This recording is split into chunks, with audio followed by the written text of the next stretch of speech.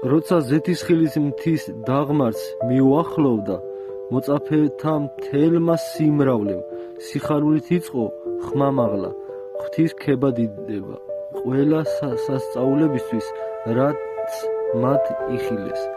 ამბობდნენ, კურთხეულია უფლის სახელით მომავალი, მეფე, მშვიდობა ცაზე და დიდება მაღალთა შინა.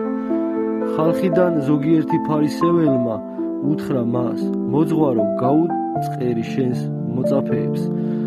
მან მიუგო და უთხრა, თქვენ გეუბნებით, ესენი რო დადუნდნენ, ქვები იღაღადებენ.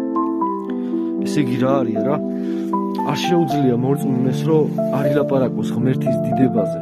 ყველაფერი ის, რაც მან გააკეთა, როგორ შექმნა სამყარო და რა სასწაულები მოიმოქმედა, როცა იყო დედამიწაზე 2000 წლის წინ.